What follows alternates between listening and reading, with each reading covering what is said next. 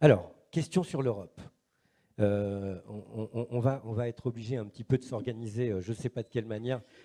Cette table ronde est rock'n'roll, Bon, donc avec les contraintes. De façon à ce que les autres membres de la table ronde puissent parler, je vais considérablement raccourcir mon intervention, ne pas utiliser le PowerPoint et essayer de répondre à votre question. Qu'est-ce que les expériences européennes peuvent nous apprendre pour que nous puissions envisager des politiques en faveur des aidants plus efficaces et plus adaptées à leurs besoins?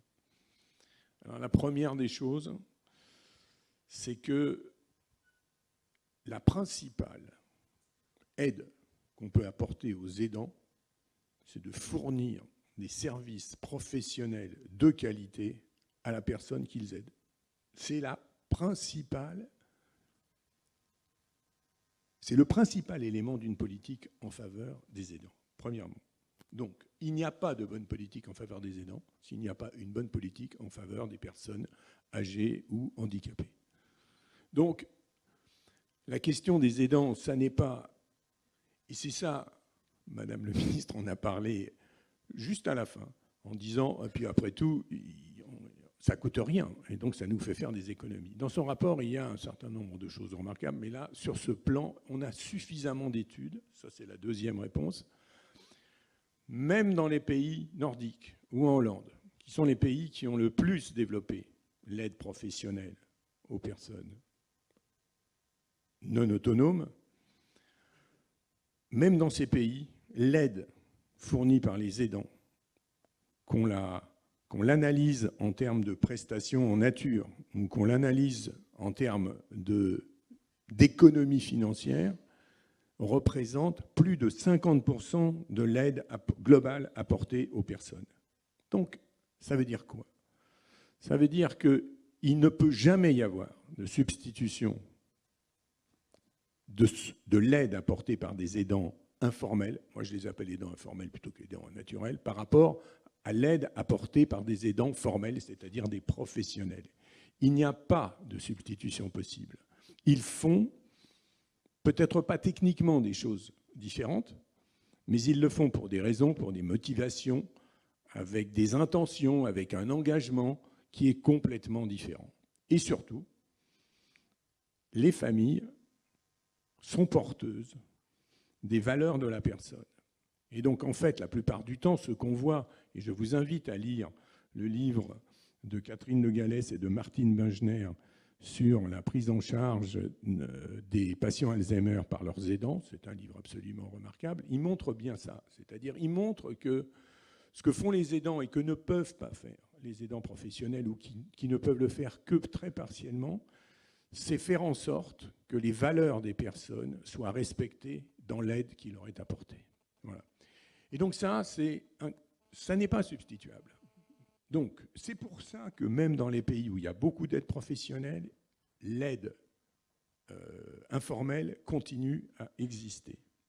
Donc le raisonnement qui consiste cyniquement à dire, eh ben, finalement, comme il n'y a pas besoin de mettre beaucoup d'aide professionnelle parce que les aidants vont faire, est un raisonnement cynique et totalement faux sur le plan de la réalité.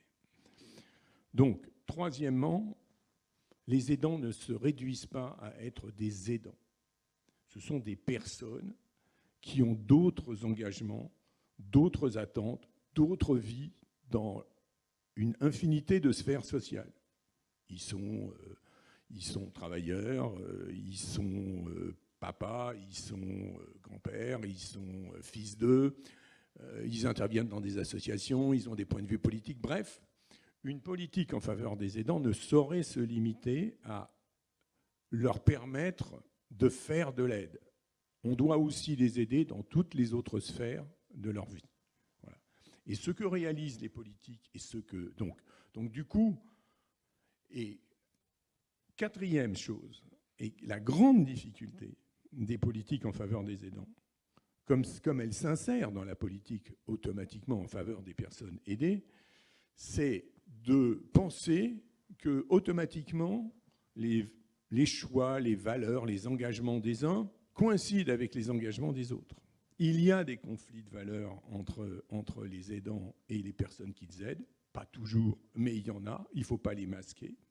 Et donc, l'une des difficultés consiste à faire en sorte que quand vous aidez un aidant, vous ne le faites pas au détriment de la personne aidée et réciproquement. Donc, mettre en harmonie les politiques en faveur des aidants avec les politiques en faveur des personnes aidées, ça n'est pas simple, parce qu'il ne faut pas se faire encore une fois d'illusions. L'alignement des perspectives aidant-aidé n'est pas automatique et naturel. On parle du couple aidant-aidé comme si il existait naturellement, comme si, par exemple, entre un fils et sa maman, c'était toujours merveilleux, et que, voilà, entre des parents et des enfants, c'était toujours merveilleux. Ça n'est pas le cas. Bon, et ça n'est pas plus le cas entre des aidants et des aidés. Et cinquième chose que nous apprennent les études internationales, c'est les extraordinaires qualités que les aidants, soit de nature, soit par l'expérience, ont acquis. Parce qu'ils doivent, la plupart du temps, prendre des décisions en situation d'incertitude et dans des conditions où il n'existe pas de gold standard.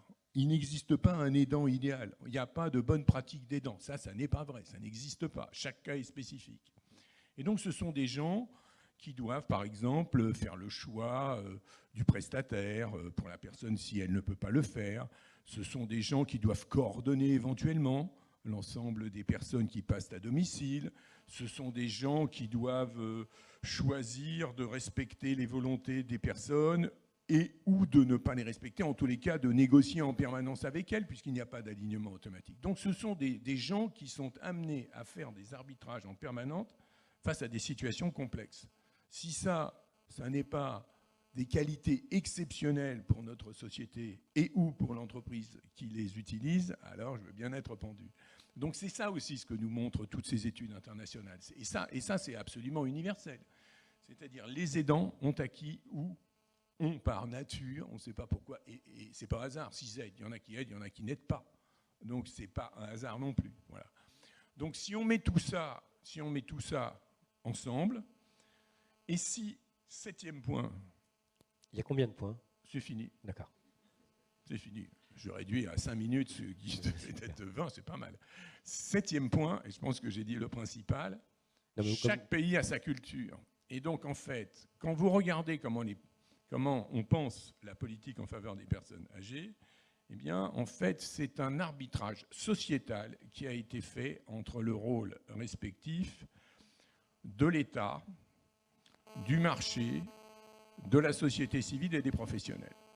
Et suivant la manière dont cet arbitrage est fait, vous aurez effectivement des politiques en faveur des personnes âgées et donc des aidants totalement différentes. Alors il y a en gros 4 modèles.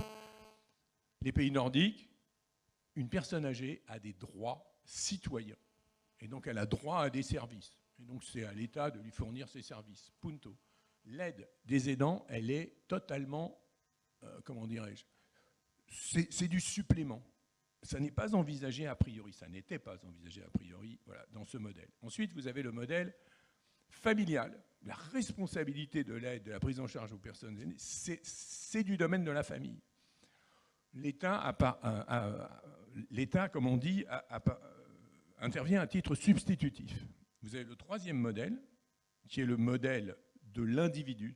Et là, il y a 2 modèles. Il y a le modèle de l'individu ayant droit à une assurance obligatoire, peut-être, mais il y a droit, une assurance obligatoire pour les personnes âgées, dépendantes, etc. C'est l'Autriche, c'est l'Allemagne, etc. Et puis, il y a les individus qui font leur arbitrage complet sur la nature des services qu'ils souhaitent recevoir. L'État, lui, il est absolument pas là. C'est l'individu en Angleterre. En Angleterre, vous avez le droit, sur ce qui concerne pas le sanitaire, mais le médico-social, absolument de ne rien prendre, de ne pas vous assurer, etc. Et vous vous débrouillez tout seul, parce que c'est votre libre choix. Voilà. Il y a 4 modèles, et dans ces 4 modèles-là, évidemment, la place des aidants va être complètement différente. Merci. Alors, par rapport à